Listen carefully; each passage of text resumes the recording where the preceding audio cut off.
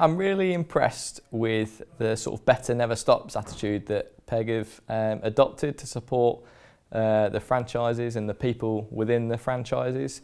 Over the last year, I've had quite a lot of contact with the different national staff to understand about the business tools that they give each of the franchisees to be effective in their local area.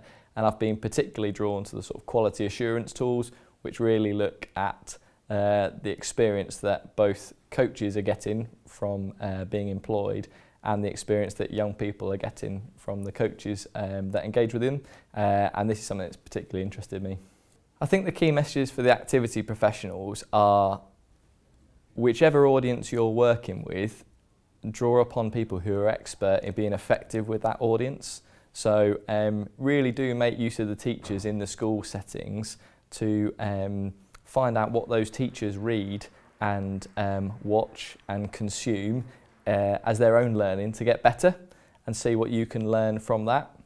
Be really open to asking teachers, youth workers, people who work in the service industry, what they recognise in your sessions as good, and what they might do differently if they were doing your job in their context. Because ultimately, coaching and activity delivery for me is about providing meaningful experiences. So I would just encourage the activity professionals to never stop learning and to make sure that they are drawing on experts with the audience that they're trying to serve. It's been a great opportunity to come to the national training event for Premier Education Group to really share the work that Sport England have been doing to support the coaching recommendations in the new DCMS sports strategy, and also to share the design principles within Sport England's new coaching plan for England.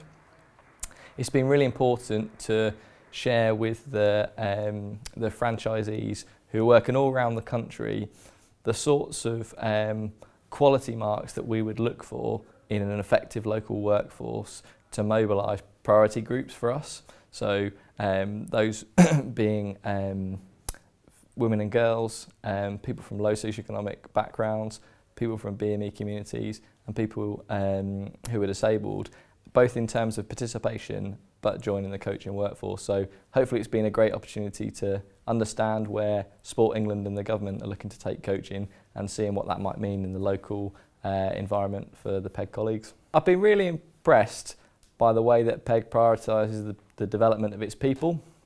So from the national team, despite being well trained and respected professionals, they do try and draw upon external expertise to improve further. So there's been a range of external speakers at this event because they obviously felt that there are marginal gains to be had by having new perspectives. So I think that's really great. The other thing is that there's an ongoing commitment to quality, and there's an ongoing review process that the franchisees seem to be taking on, but the national team are taking on to say, actually, how can we be more effective and how can we continue to press for better experiences for those who use our service?